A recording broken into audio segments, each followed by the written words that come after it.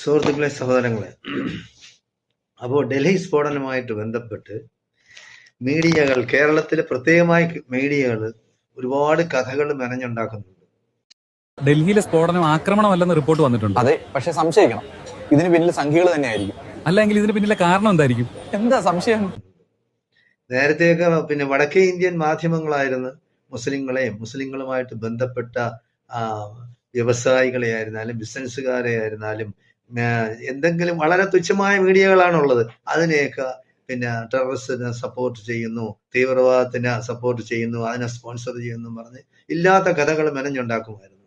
എന്തായാലും അത് ഇപ്പോ കേരളത്തിൽ തുടർന്നിരിക്കുകയാണ്. കുറച്ചു നേരത്തെ ഇവിടെ കേരളത്തിൽ എന്ന് പറയുന്നത് ക്രിസംഖികളുടെയും സംഘികളുടെയും ഒക്കെ മീഡിയകളുടെ നേതൃസ്ഥാനം ഏറ്റെടുത്തിരിക്കുന്നത് നമ്മുടെ മറുനാടൻ മലയാളിയാണ്. ഈ പറയുമ്പോൾ അവൻ പറയും, ഞാന് ഭയങ്കരമായ ജേർണലിസം പഠിച്ചവനാണ്, ഞാൻ അങ്ങനെയാണ് ഇങ്ങനെയാണ്, സത്യസന്ധനാണ്, ഇവിടെയുള്ള ബാക്കി മീഡിയകളൊന്നും പറയാൻ ധൈര്യം കാണിക്കാത്ത വാർത്തകൾ ഞാനാണ് കൊടുക്കുന്നതെന്നൊക്കെ പറഞ്ഞ് വലിയ വായിൽ സംസാരിക്കുന്നത് ഞാൻ കേട്ടിട്ടുണ്ട്. എന്തായാലും ശരി, ഒരു പുട്ട് സാമുവല്, ഒരു കാപ്പിരി കെന്നഡി, ഇവരാണ് ക്രിസംഖികളുടെ ആള്. ഒരു കെവിൻ പീറ്റർ, അത് കാസയുടെ ആളാണ്.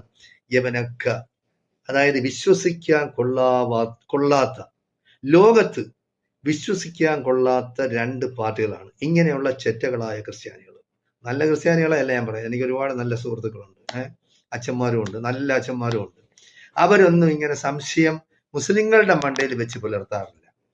അതായത് എല്ലാ മനുഷ്യരെ പോലെയും തന്നെയാണ് മുസ്ലിങ്ങൾ.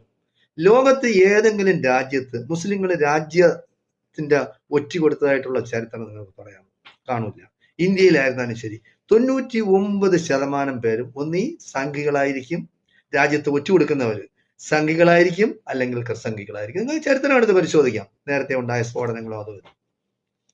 മാലേഗാവില് കുറച്ചു നാൾ മുമ്പ് ഒരു ബോംബ് വെച്ച് 45 പേരെ കൊന്നു.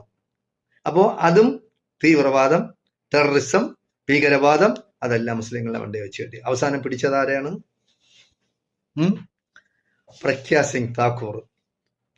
ആ ചെറ്റ അവളെയാണ് പിടിച്ചത്. അവസാനം ജയിലിൽ കിടന്ന് എല്ലാമായി.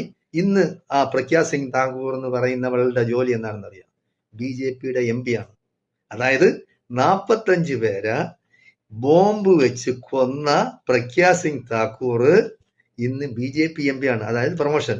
2000 പേരെ കൂട്ടക്കൊല ചെയ്ത, ഗുജറാത്തിൽ കൂട്ടക്കൊല ചെയ്ത മോഡിയും അമിത്ഷായും ഇന്ന് പ്രൈം